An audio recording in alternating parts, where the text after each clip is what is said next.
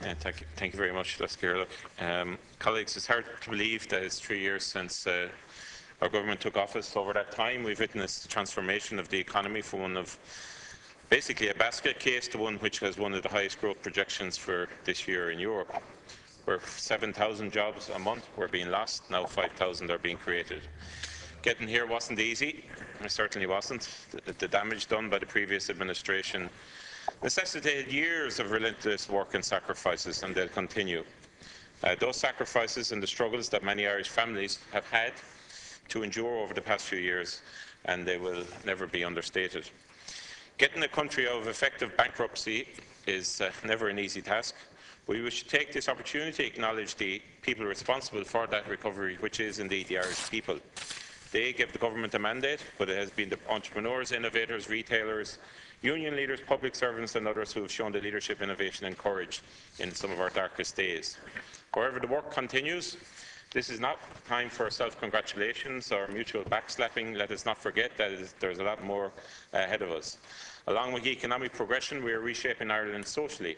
We have to build a fair Ireland where wealth levels will not determine a person's right to access of education and healthcare, for instance. The first step will be free GP care, eventually leading to universal health insurance. Added to this, the Constitutional Convention is preparing a programme of socially progressive legislation. Next year, I look forward to campaigning and indeed winning a referendum concerning the rights of gay men and women to marry. I know it will not be easy, and there will be those who will stand in our way. But if the last 3 years has taught me anything, it is that by sticking to your guns, remaining focused, and ignoring the supposed day-to-day crises, you can effect real change and make this country a better, fairer place. And that is the true measure of this government, or indeed any government.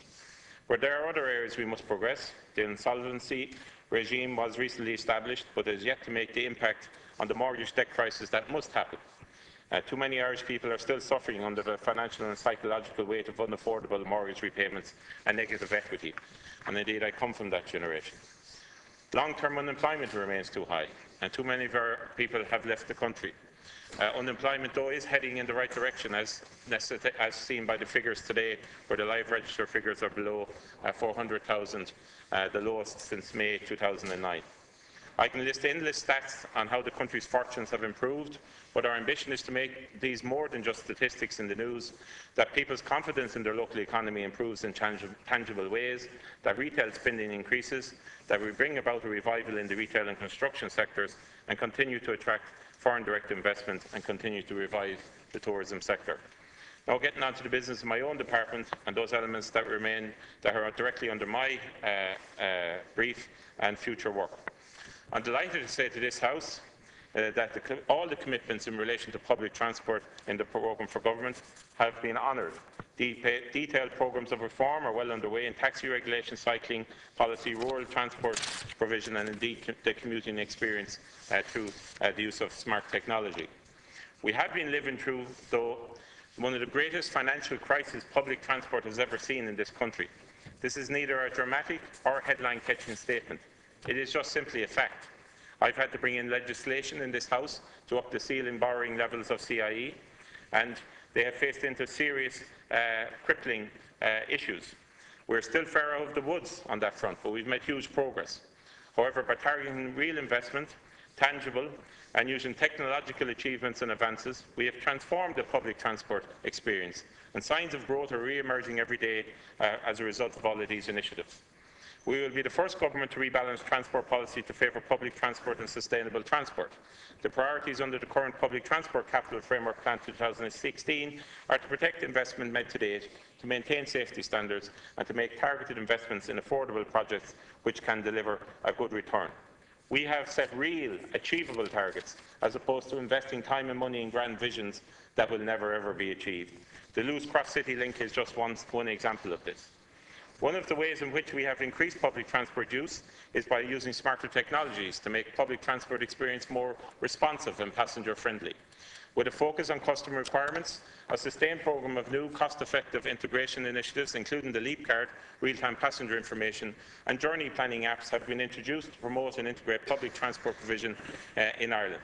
Our ambition this year is to ensure that 5 million more people use public transport than they did last year. And I believe this is achievable. The rollout of the Leap card was one of my key priorities as Minister when I was given this responsibility, and I was delighted to finally launch it for the Irish people in December 2011. Leap card sales continue to grow and now stand at well over 430,000. Additional Leap card sales of 150,000 are expected in the coming year, including 80,000 student cards. Over 36 million journeys have been made using the card since their introduction. The Leap card will eventually be extended nationally. The system will be rolled out in Cork in the coming months and will be extended to Galway later this year and then on to the other cities. With real-time passenger information, there are real-time signs at bus stops throughout our cities, and they remove the uncertainty of arrival times of buses.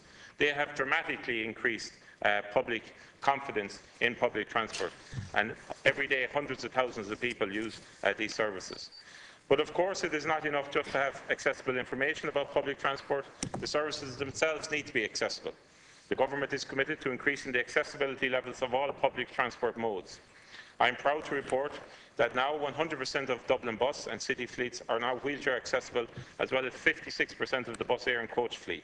All Irish Rail's intercity and dark commuter rolling stock and Luas trams are also accessible.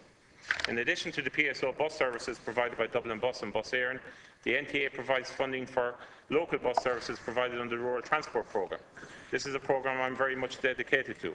I announced a new structure for the delivery of rural transport last year.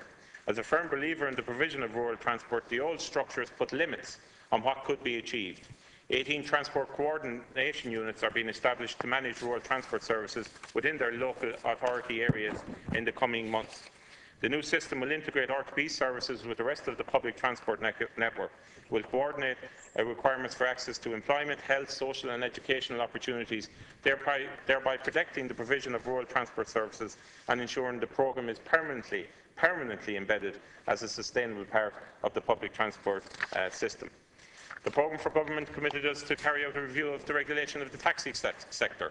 This review, which I chaired, was completed. It led to 46 separate actions, the majority of which have been progressed and ultimately have culminated in the 2013 Taxi Regulation Act, which I brought through these Houses.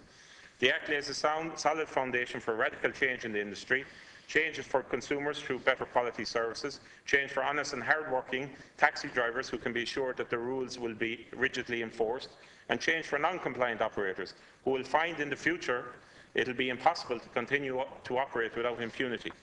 And I am determined to make that happen. Passenger safety and welfare are the core of the Act, in particular with regard to the provisions dealing with the consideration of the suitability of small public service vehicles drivers. The taxi market relies on consumer confidence in a safe, reliable and high-quality SPSV service.